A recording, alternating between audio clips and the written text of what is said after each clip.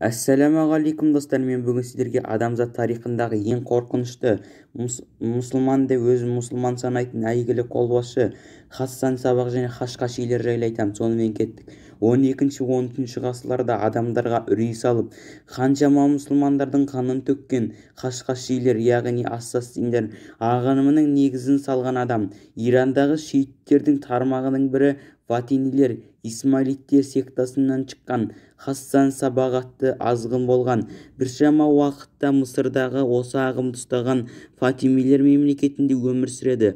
Фатимилердің басқа шииттерден өзгешелігі олар имам Жабаб Садықтан кейін Муса Садықты емес, одан бұрын қайтыс болған ұлы Исмаилді жетінші имам деп қабылдайды. Сондықтан бұларды Сабия, жеткілікті немесе Исмаилік деп атайды. Құранның захири көретін мағынасымен қатар батини көрінбейтін мағынасы бар екеніне сенеді және имамдардың көсемдеріне адал қызмет атқарған батини мағынаға қауышатындығына және бұндай адамдарға харам деген шектеу болмайтындығына сенеді.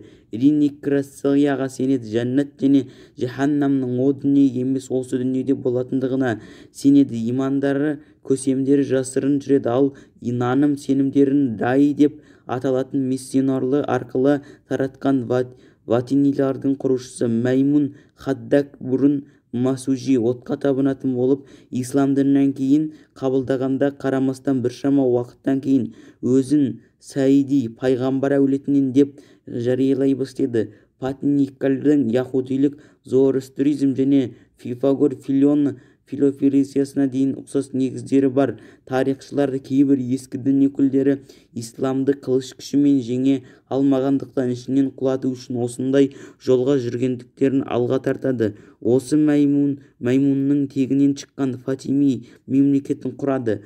Фатимилардың тағы бір тармағы 870 жылы оңтүстік Иракта Хармати мемлекетін құрады. Негізін қалаған Маймунның шәкірттерінің бірі Хамдан Қарамат болатын. Бұлар бір ретте Мекке қаласына шабуылдап Хажрул Асадты алып қашқан болатын. Бұлар 7 санынан киелі деп санайды. 7 имам кейінгілерді мойындамайды. 8-ші имамды күту керек деп сенеді. Фатимилердің патшасы Мустарардың орнына таққа Мустаны емес басқа баласы Низиярды қолдаған үшін қамауға алынған. Хассан Сабақ қамаудан қашып Патния миссионері ретінде Иранға келіп орналасып, осына 9 жыл бойы уағыз жүргізеді. Айналасында көптеген ізбасарлар, жақтастар жинайды. Сәлжүк сұлтаны Мәлик-Шах оған алдымен насихат ретінде хат жолдайды. Жолға келмеген соң әскер жібереді. Хассан Сабақ бұған Мәлик-Шахты, уәзірі Низам-ул-Мүлікті және тағы біршама мемлекет қайраткерлерін өлтіру арқылы жауап қайтарады. Оның дініне шақыруын қабыл етпеген адамдар күніне орталама 10 сүннилерді өлтіре отырып айналасына үрей салады. 1090 жылда Каспий теңізінің оңтүстігіндегі Аламут және айналасындағы тағы бірнеше қорғандарды басып алып, осына кішігірім мемлекет құрады. Қарағандарға ұзақ уақытқа жететін қару-жарақ, азық-түлік қамтамасыз етеді. Астанағыларға қашқаш есірткі беретін, қашқаша есірткіге әбден әдеттендіріп, осылайша елес галлюцинация көріп өзін жаһаннам деп ойлайтын ізбасарларын арам пиғылдылар жүзеге асыру үшін, адам өлтіру үшін қолданылатын Низиярды Мысырдан әкелуге қаншама тырысқанымен дегеніне жете алмайды. Бұдан кейін батинилердің Ниязирия деп аталатын тармағын қалыптастырып уағыздай бастады. Оның айтуынша жер бетінде Исмаилдің тегіннен келетін күнәсіз және жасырын ешкім білмейтін имам билік жүргізеді. Ал өзі Хассан Сабақ осы имамның уәкілі еді.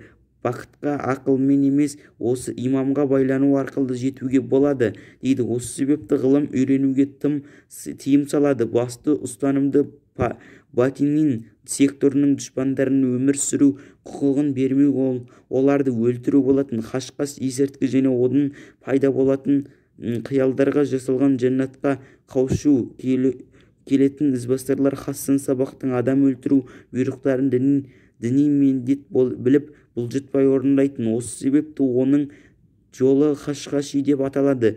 еуропа тіліндегі адам өлтіруші деген мағынада қолданылған ассасин сөзінің түбі осыдан келеді. имам Ғазали хазіретлеридің бұларға қарсы жазылған Физахул Фатиния деп аталатын еңбегі бар.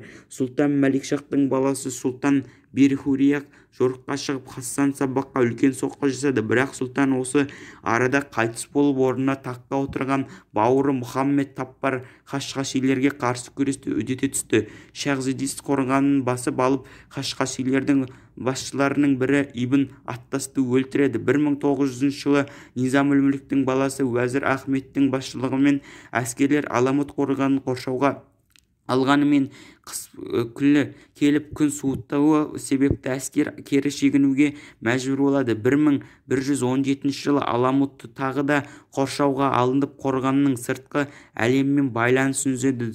Дәл сол күндері Испихан қаласында Сұлтан Мұхаммед Тахфрақтың қайтыс болғандығы туралы хабар келеді.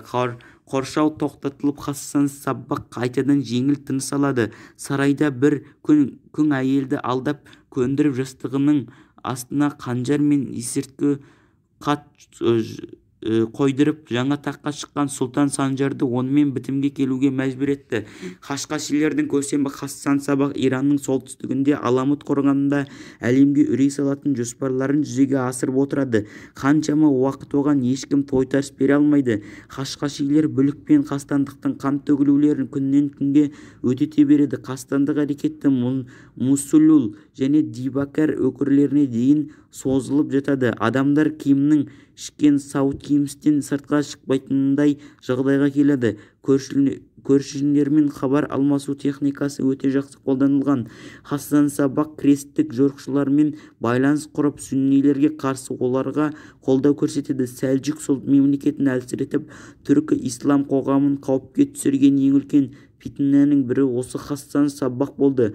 Тарихшылар бұл дәуірде пәлекет жылдары деп атайды. Хасан Сабақ өте зерек, жоғарғы қабілетті, асқан стратег болатын. Математикадан бастап сиқырға дейінгі көптеген ғалымдарды жетік біледі. Шивул-Жибал, тау асқалы деген атпен танылады. Өзінің айналасындағыларға қатал діндар және көп азап шеккен сымақ етіп таныта біледі. Тіпті қылмыс жасасы деген айыппен өзінің 2 баласын аяусыз өлтіреді деген өсек тарайды. Сенім негіздерін мойынсыну, айтқан бұйрықта бұлжытпай орындау және адалдық жан-тәнімен оған берілу қағидасы оның ең басты қаруы болады. Мақсатты қоғамдағы саяси және әлеуметтік құрылымды шөктіру болды. Аламуттағы өтірік жәннат туралы мақтаулы деректер бұл жерді көрместен жазған Марко Поло секілді тарихшылар мен саяхатшылар қиял туғызылатын болып табылады. Хасан Сабақ 1124 жылы 80 жас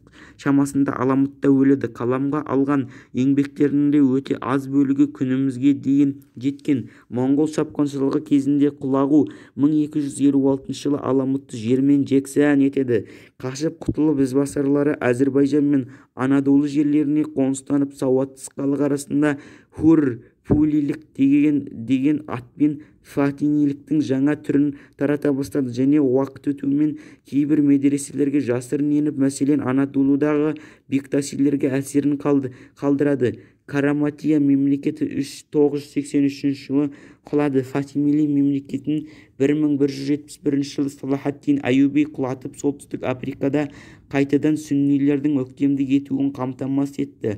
Бұл жердегі батинилердің Мустилия деген аталатын тармағы Үндістан және Имен жерлеріне қоныстанып, әрекеттерін бұрынғыдан жұмсақ түрде жалғастыра бастады. Кейбір деректер бойынша солтүстік Африкадан бір топ батинилер Сицилияға қоныс аударып, мұнда жергілікті халықпен сіңісіп, әрекеттерін мафия деген атаумен жасырын түрде жалғастырады. Бұл сөздің түбі арабшадағы мафия, қырып жою сөзінен келтіріліп айтылады.